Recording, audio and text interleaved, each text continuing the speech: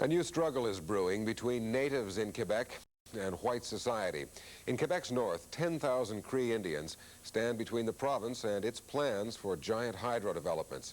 The Cree say they want to stop development on the Great Whale River and on 3 other northern rivers planned as part of the James Bay 2 project. Newswatch sent reporter Lynn Herzeg and a production team up north to talk to the Cree and look at what they're facing, not only from southern society, but within their own changing lives. Tonight and all this week, their reports examine this struggle for power.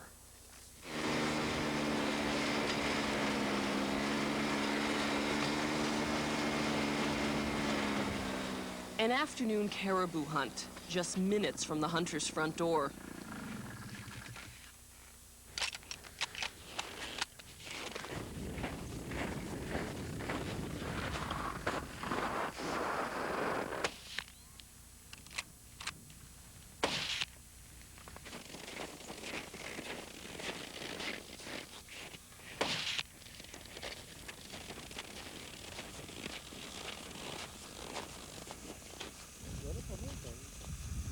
Wildlife surrounds the village of Wapmagustwi on the Great Whale River at James Bay. 500 Cree Indians live here. Their river will be dammed for the Great Whale hydroelectric project. Hydro-Quebec will flood an area 10 times the size of Quebec City to create massive reservoirs. And our whole river, just behind us here, will disappear. Because there's a complete diversion of this river upstream about 40 kilometers. Wapmagustwi's chief, Robbie Dick. A lot of hunting takes place on the river. Not only fishing, also there's a concentration of migratory birds and also small game like rabbits and ptarmigans.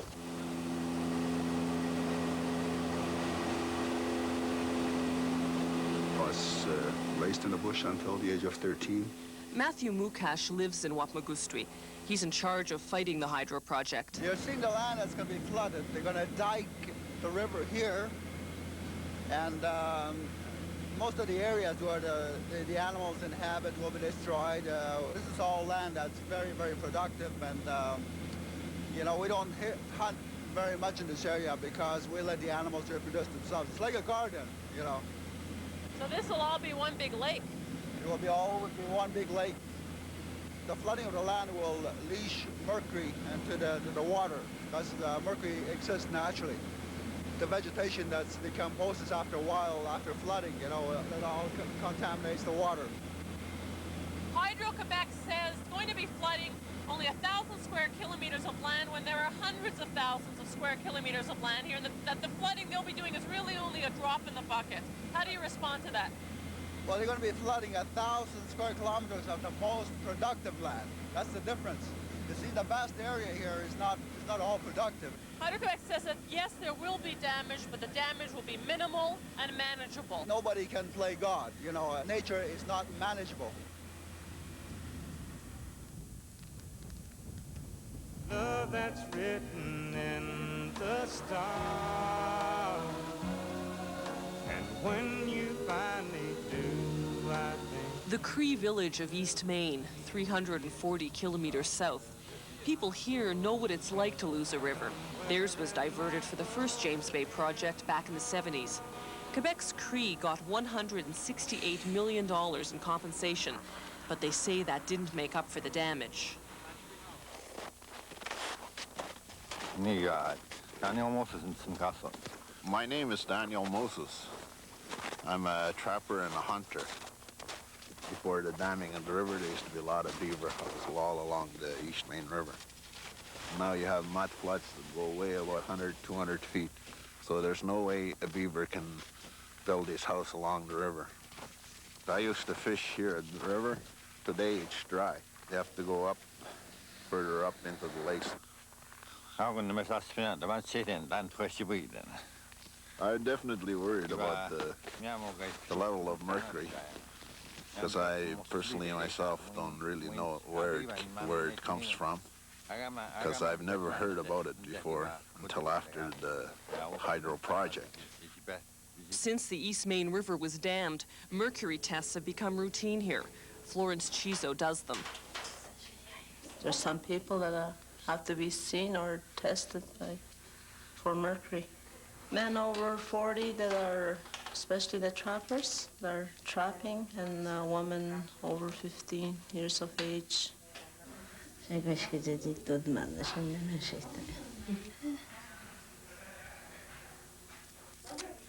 I cut the hair real close to the skull, and put it in the plastic. Then we send it out to the lab.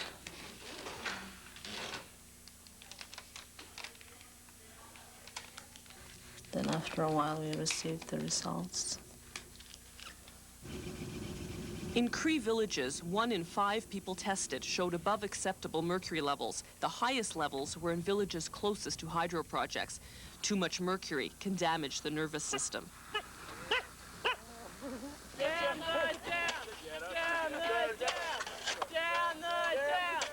The Cree know their battle will be won or lost in the south. They've recruited well-known Canadian environmentalists like David Suzuki and powerful American groups, the Sierra Club, the Audubon Society. The campaign is run from the Cree office in downtown Montreal. We use our compensation funds to fund the campaign. We're into the millions now. And it's a shame because, you know, these, as I said, these were intended for future generations, and we have to use them to fight the very parties that we signed the agreement with. What Louise Johnson expects from the Grand Baleine Hydro Project. What I'm wondering is, will we just end up exporting it all to the United States? The Grand Baleine Project is intended to meet the energy needs of Quebec. The 14th floor of the Hydro-Quebec building, where Hydro's fighting back with a $6 million publicity campaign. This has been a message from Hydro-Quebec about our natural resource. Spokesman Daniel Granger. Hydro-Quebec has been criticized because it's doing its own assessment of the environmental impact on the area. In a sense, Hydro-Quebec is its own judge and jury. I mean, how credible can the results of your assessment be? Okay, well... I mean, you obviously have an interest in finding it environmentally safe. You're not at all independent. That's right, that's a fact. But I mean, it's in Quebec, in Canada, and in most of the country you could inquire about, the principle that is put forward is that when you want to start a project, you are responsible to do an environmental impact study. So it's our own responsibility according to the law of Quebec and to the law, you know, of Canada for other provinces or the projects. So it's your responsibility to do it. But given that this is so controversial, for at least for the sake of public relations, even just to assure the public that it will be environmentally safe, why not, for credibility's sake, have an independent body do it if you're so sure that it can be done and done safely? Yeah, but in fact, you know, the people who are involved in our environmental impact studies, you know, are usually scientists from McGill University, from Montreal University, from Sherbrooke University, from Quebec University. Were they paid by Hydro-Quebec? Yeah, so but I mean, the argument could be made that they're going to give the person who's hiring them the results they want to hear. Why not somebody completely independent? I mean, there's nobody independent in our society. Everybody's paid by somebody. Development is like an octopus.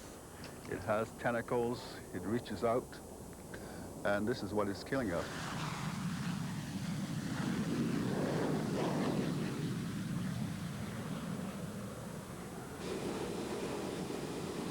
Some people suggest that the Cree are fighting us, and they'll fight it to the last minute, basically trying to milk as big a compensation package out of the government as possible, and that you'll eventually give in the end. As an individual, I'll never give in to compensation, because we have seen what a lot of money can do and how quickly it disappears.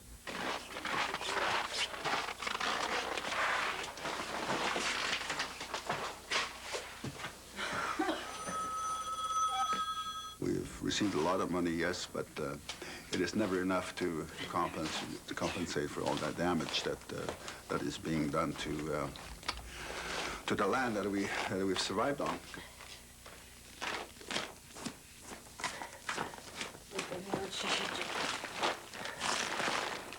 The land is what is survived on for so many thousands and thousands of years. And, you know, you take away the land, then we become dependent on modern technology.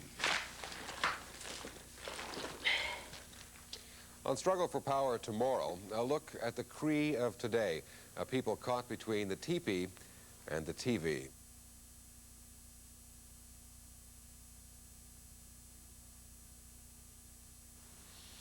For years, the life of the Cree of Northern Quebec changed very slowly. They lived off the sea and the land, much as they had for centuries. Then, with the James Bay Hydro project, the modern world arrived with a vengeance, and the Cree started living with 1 foot in their old world and 1 foot in our new world.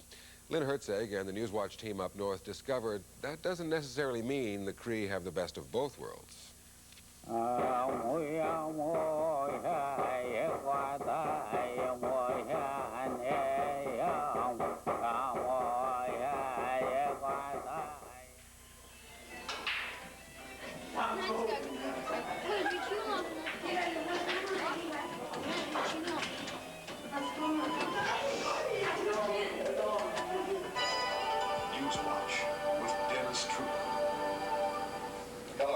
Supper time at Elizabeth Masty's house in the Cree village of Wapmagustwi. I think I have everything that my parents or grandparents never had. The cooking stove, a dishwasher, a microwave oven, television, washer, dryer. When I was a kid, no running water, no electricity. My life was easier than when I was living in a wigwam, and it was more, we had more peace though in the bush, and I think way back then I liked being poor. But could you turn back the clock and go back and give up all this? Would you want to? If I had the courage to do it, yes. And on weekends, I like to go out camping. It's a good feeling to be in a wigwam.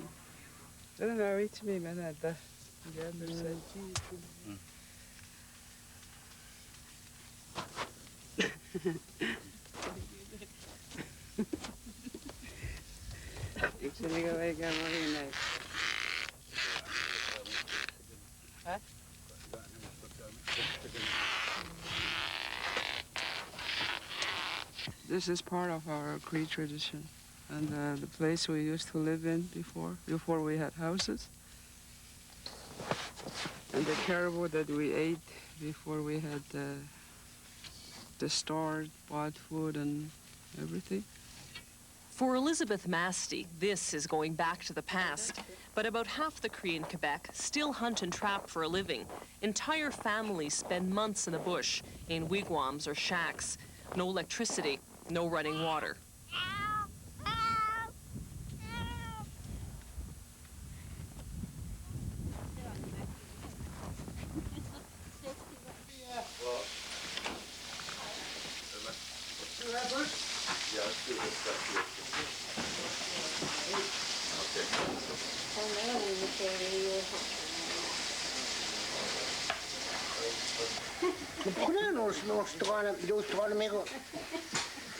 I'm cutting up the caribou hair.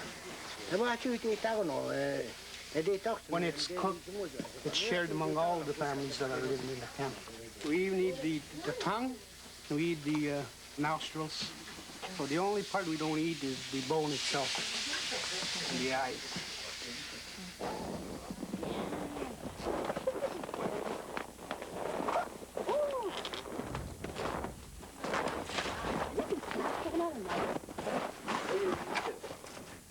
One beaver like that, how many people will that feed for how many meals? About 4 families. That will feed 4 families for how long? For 1 meal? 1 meal, yes.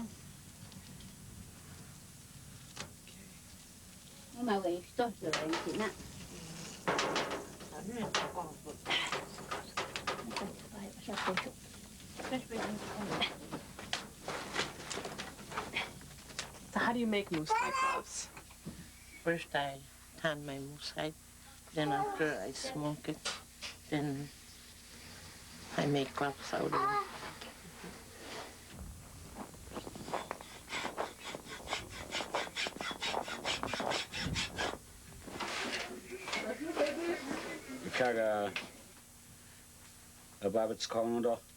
We take caribou hide while it's still wet, and then we cut it up in strips to make string. Then we dry the string. Then we start webbing the snowshoe. Many Cree live like this, not just for tradition, but because hunting for food is cheaper than buying it. Tom Surasilla runs the grocery store in Wapagustui. Cooked chicken. See the price now? $21.64 for a chicken. Yeah. Yeah. And some wieners here. $4.18. Okay, for the brown eggs. A dozen eggs, Yeah. large size. Selling price is $3.15. The broccoli, $1.89. Looks kind of brown. I just received this stuff yesterday. I wanted to show you this one here. It's for the 10 pounds.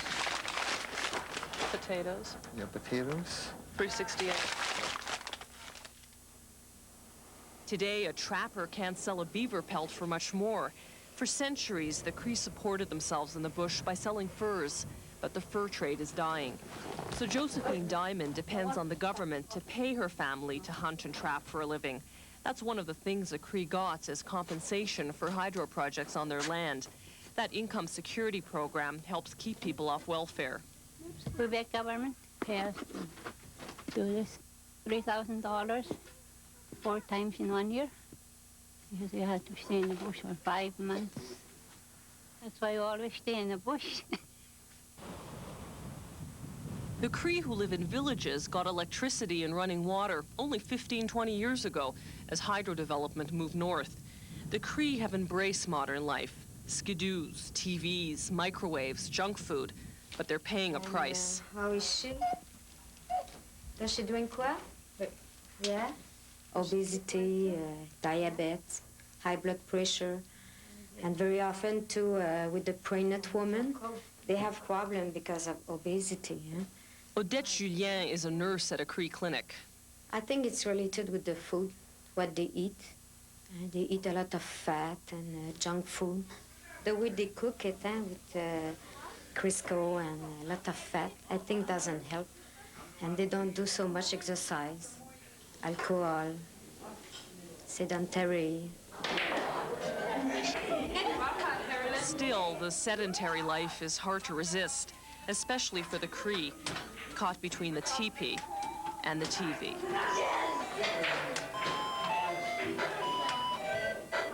Do you ever do any hunting, fishing, that sort of stuff?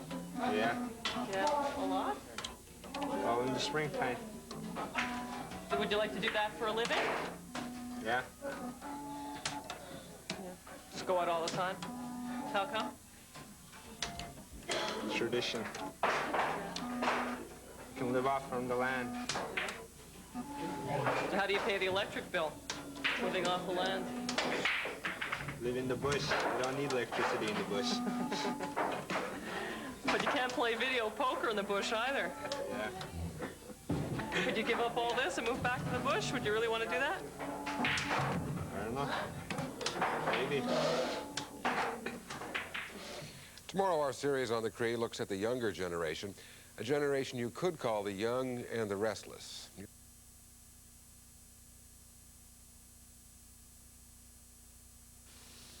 Hydro development in James Bay meant the Cree of the North got better health care.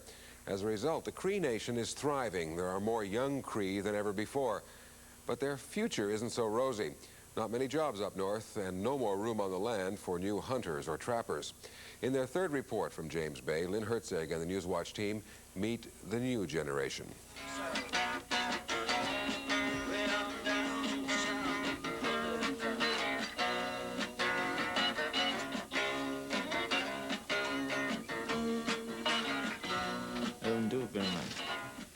Just hang around with my friends almost every night. I go to dances, playing with my band. You'd think Ron Sheshemush is a big city teenager, but he lives in Wapmagustwi, a Cree village more than 1,000 kilometers north of Montreal. I live with my parents, my sisters, and my brothers. My sister's still on welfare. My dad has. And my mother stays at the tent. They work during the summer, and they're on income security. But Ron doesn't plan to hunt and trap for a living like his parents do. I need money. I like staying in town. I feel more comfortable here. I would like to go to college when I graduate. Studying math and French. So I want to become a pilot someday. Like Ron, young Cree today have opportunities their parents never had because the Cree got $168 million in compensation for the James Bay Hydro project. They also got better health care, so fewer babies are dying. Today, half the Cree are 19 or younger. This baby boom has come during a technology boom, and that's caused problems. A lot of times before, you had time to sit down with your family and tell them about the olden days. Kenneth Gilpin, chief of East Main, and the father of 5 boys. Now you go home and you say hi to your kid, and you know, that's all you hear. And you ask them to go for a walk with you. Hey, Dad, I got to finish this game. Simpsons? I'll get my favorite. There's not much for kids to do in an isolated village, so some get into trouble. They're really getting restless now. John Shem is in charge of youth in his village. They turn to mischief. They vandalize things like that. And I've seen some our young people turning to alcohol more and more.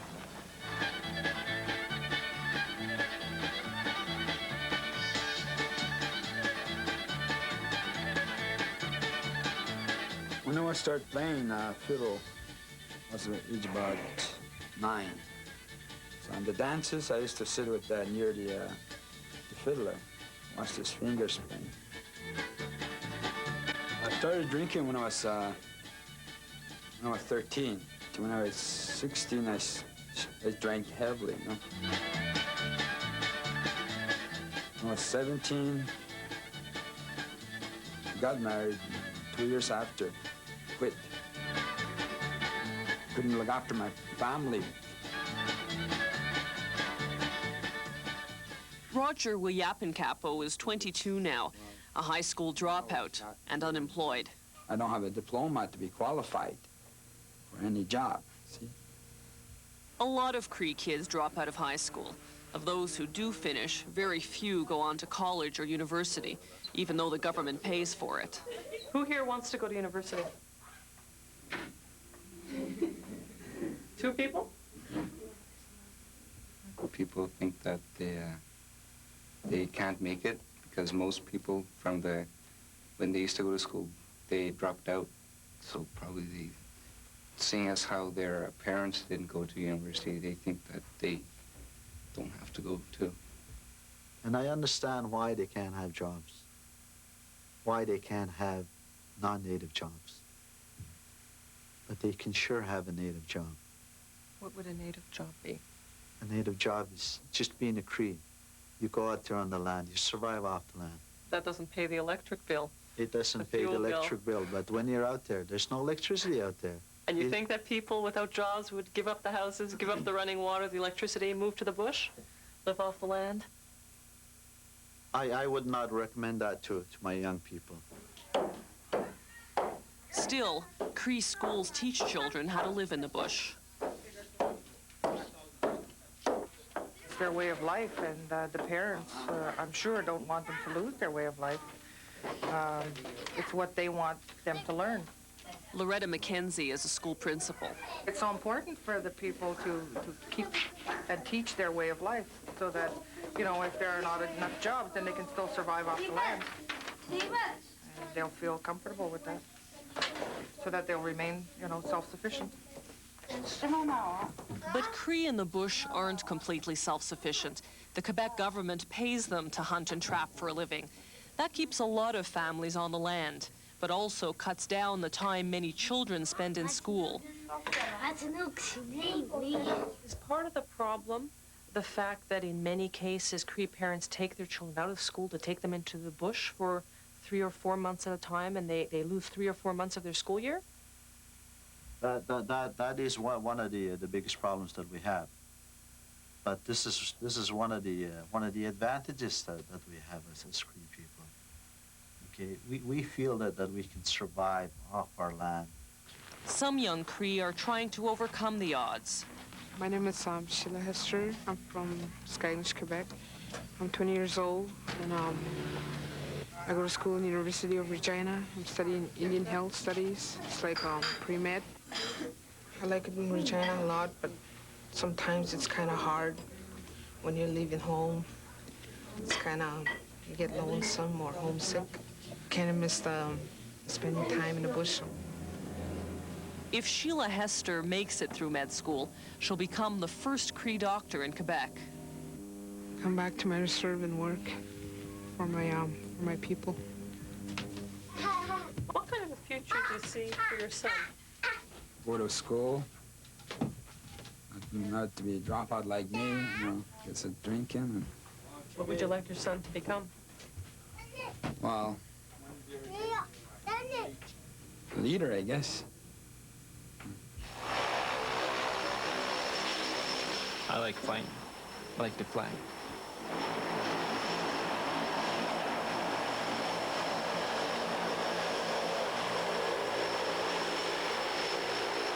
I went to see the airmen with pilots. They told me about how to become a pilot. They told me about how to, I must study math very hard. I have to learn it by heart.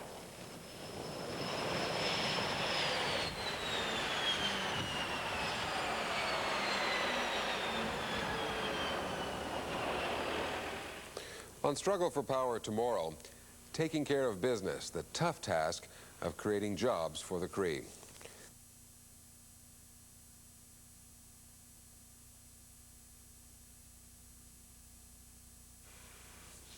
As we've seen this week, the Cree of Northern Quebec have all the conveniences of modern life now, and they have a growing young population. What they don't have is a job for all the Cree who want one. Lynn Herzeg and the Newswatch team found out taking care of business and jobs in the North isn't easy.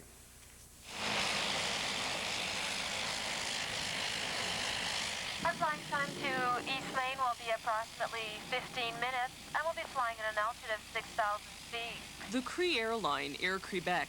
Thank you, and enjoy your flight. Its first planes took off in the early 80s, only a few years after the Cree gave up their dog sleds. The Cree started the airline with compensation money they got for the James Bay hydro project. They realized they have to create businesses to create jobs because there isn't enough room anymore for everyone to live off the land. Every bit of the land is being utilized right now by Cree hunters and trappers. Billy Diamond is chief of Waskaganish. Half his village is unemployed. You have a community here of 1,350 people, and how many adults have full-time, year-round jobs? About 225 full-time. Some of the wage jobs are what I call the Cree civil service, the Cree government, the Cree school board, the Cree health board. But the Cree jobs are basically full. So therefore, the only Cree jobs that exist are the jobs that you are going to create through new economic development initiatives. Well, this is one of the sawmills that was started by Indian Affairs in the early 70s. George Diamond is Billy's brother. He used to be responsible for economic development. I think this lasted maybe 2 or 3 years. And when they realized that they were investing too much money, and they just stopped everything. And they didn't even bother taking the machinery out or anything like this. They just let everything sit here and deteriorate. All the cut-up lumber was, they couldn't find a market for it. So they would just stockpile here, and it would get bad. Nobody was able to use it. Well, I mean, why did they start a business if they had no market for what they were producing? Well, I think one of the things is that they wanted to create employment. That was one of the main things that they wanted to do. They just wanted to get people working. A make-work project. Make-work project. Oh, that's exactly what it was. It was just a make-work project. The Cree say they've had it with make-work projects, so they've started up their own businesses. Anderson Jolly is one of the few people in Waskaganish who has a full-time industrial job. He works for a company the Cree set up, a joint venture with the Japanese. I'm 26 years old. I started working here from 87. 4 years now. It's called a Cree of James Bay. They build boats. Sometimes I don't like this job. What is it that you don't like sometimes? When it smells bad. All the fumes. Yeah. You started this business in 1986, and you say this is the first year where you think you're going to make a profit. What's taken so long? Well, first of all, we had no marketing plan, no promotion, and there were no sales to the Cree communities. They're not buying because they want to start their own factories. Not only a competition, but there's a lot of jealousy, a lot of rivalry. You know, the Crees are doing what I call internal cannibalism, you know, corporate cannibalism. They're just eating each other up. And they're just, you know, it's Cree money put to waste. Now we've been here, we have more variety on the shelves and all that. Some local businesses are making money with government help. Another Diamond brother, Stanley, has expanded his grocery store. We've increased on the employees level from 5 to 12 people at the present time. But not everyone in this mini mall is doing as well. A couple of businesses here don't even exist. Why is a sign up? Well, because when we thought when we built the mini mall, we already had allocated all the space and all that, and that area was supposed to be for the bakery. But then again, like I've said, the funding did not come through from both governments, the provincial and the federal, and also the equity to the potential owner was too high for him at that time. Then he sort of left it as is. He got cold feet. Cold feet.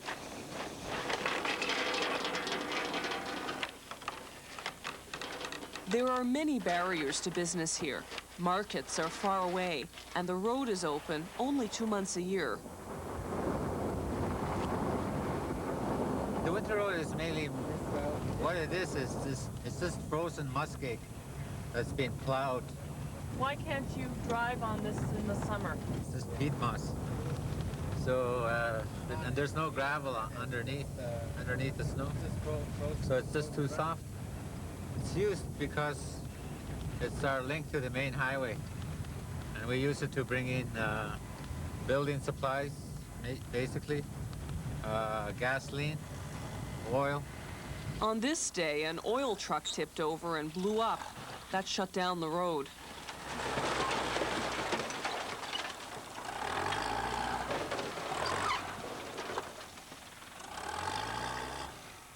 How can you hope to start businesses here, maintain profitable businesses here, when you have to rely on a road that's only open 2 months of the year, a road that's dangerous? How are you going to do it? Well, that's one of the most difficult obstacles that we have in economic development, is that we don't have an access road.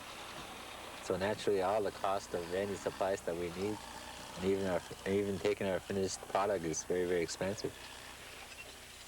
But that's a very, very, very good question. The Cree say one answer is to sell handicrafts. The cost of getting the material is not that high. You just go in the bush and chop down a tree, and there you got yourself a little decoy, or I don't know how many in one tree, and then Then you turn around and sell it to this store here, and they turn around and try to sell it to Montreal or Toronto area. This handicraft business is making money, but it hasn't created many jobs for the Cree. Then again, neither is Air Quebec. Another diamond brother, Albert, started the airline. Why is it that since 1981, Air Quebec hasn't been able to staff itself with Cree? The flight attendants aren't native, the pilots aren't native. Aren't you supposed to be creating jobs for Cree? Exactly. That was one of the reasons why we decided to go ahead and invest Cree money into Cree businesses. All of us that sit on the board had hoped by this time we'd have Cree pilots and Cree flight attendants. When it came down to convincing our young people to go after these jobs, well, a lot of them did not want to leave their communities. For those single people, I can sort of understand it to a certain degree. But for a person that has a young man that has a small family, and he's got no income, well, that's when I don't understand why, you know, they don't work their way up the corporate ladder, as it were, just like non-native people. Is it perhaps a cultural problem? Is there a lack of a work ethic there because people aren't used to wage jobs, regular regimented jobs? There are individuals out there, you know, who I feel don't want to work. They would rather live the Cree way, the traditional way. Because there, you're on your own. I mean, you basically have no boss to answer to. Many Cree treasure their isolation. That prevents businesses here from getting what they need, a permanent road. There are some social problems that will arise from it. Mainly alcohol, drugs, you know, other people coming into our community. Air Quebec faces an even tougher dilemma. Cree leaders have asked the company not to go after contracts for the new hydroelectric project in Great Whale. Air Quebec needs those contracts. It's lost millions of dollars in the last 3 years. If the recession continues, I think Air Quebec could probably survive to the spring of 1992, maybe early summer at the most. But, yeah, there are a lot of lucrative contracts up there, and you want them? Oh, yes. I mean, we set up those companies not only to create jobs, but also to make money. Welcome to Dorval. Thank you for flying Air Quebec. Your baggage will be found at Carousel 15. Thank you.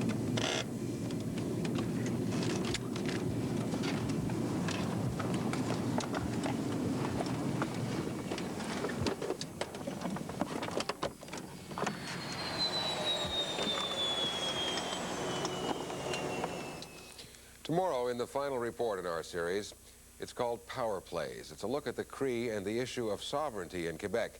Could Northern Quebec become this year's Oka?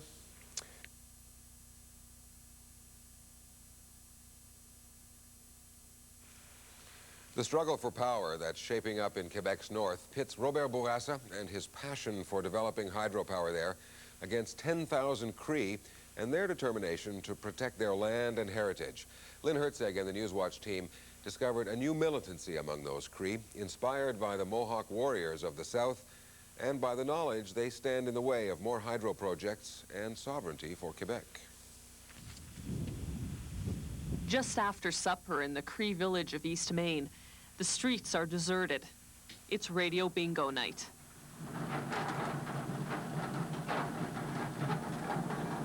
And 32. And 32. Nishtamat no niche. Nishtamat no niche. Agatim City to G50.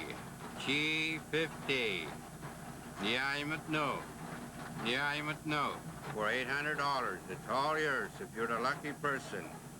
Almost everyone is tuned in to the local radio station, hoping to call in with bingo. I-28. Tonight's jackpot is $12,000. But there's a bigger game, a political game the Cree are caught up in, and the stakes are much higher. One day. No. No. Quebec plans to spend $22 billion on hydroelectric development in the north. First, the Great Whale River project. To create massive reservoirs, Hydro-Quebec would flood 1,000 square kilometers of land. For the next phase, 4 times as much flooding.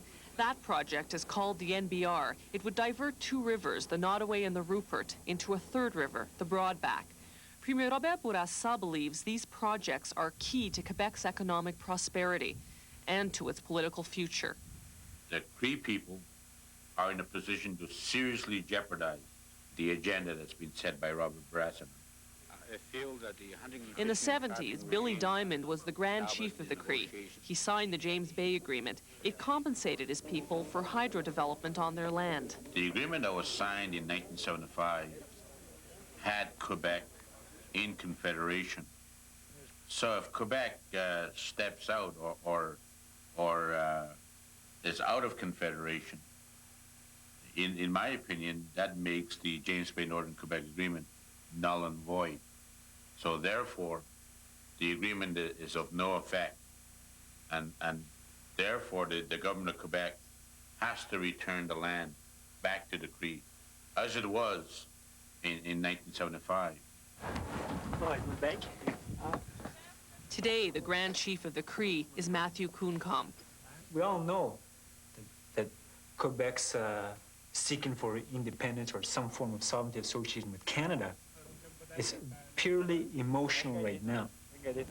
But once you put all the emotions aside, you're going to have to deal with who owns the land.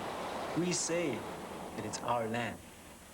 One of the scenarios suggested was that should Quebec separate, the federal government would try to grab the North because the federal government granted Quebec the North after Confederation. It doesn't matter. What matters is that we are the people of the land. We live here. We have no other place to go. This is our home. You can call it Canada, you can call it Quebec, doesn't matter. What matters is who controls it. Back in East Maine, a meeting at the band office. Chief Kenneth Gilpin talks to his people about Quebec's plans for more hydro projects. Gilpin worries about what Quebec's sovereignty would mean. Does it mean the federal government won't have any say in how the Quebec government or Hydro-Quebec will treat the Crees? Maybe this was already planned. What if we say no? We don't want to be part of Quebec. But then again, to us, Quebec doesn't exist. This is Cree territory. This is a Cree province. Still, Quebec holds the purse strings. In Waskaganish, Cree say Quebec is holding back money to replace this temporary sewage lagoon. Quebec is also supposed to build an extension to the local school. Okay, we're going to continue on with our science projects. They have to go to school in a classroom, in a trailer, and the trailer freezes up. The trailer has inadequate heating. There's no ventilation. There's nothing. But Quebec has said, before we agree to the school extension, Quebec has made innuendos to the effect that we have to discuss future projects. That is a bunch of crap, as far as I'm concerned. That is taking the Cree Indians hostage. But the Cree are also playing hardball. The Cree have 7 court challenges underway to try to stop the hydro development. They're counting on one in particular to politically embarrass the Bourassa government. They want the court to force Hydro-Quebec to reveal how much it's charging Quebec aluminum companies for electricity. The Cree suspect that price is so low, the Americans would claim it's a subsidy that violates the Canada-US Free Trade Agreement. Here at this boat factory in Waskaganish, the graffiti shows what some Cree are thinking of doing if the court challenges fail. People, I notice, they want to have direct physical action.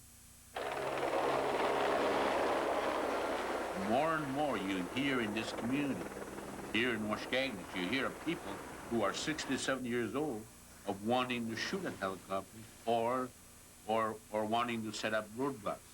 Public disobedience.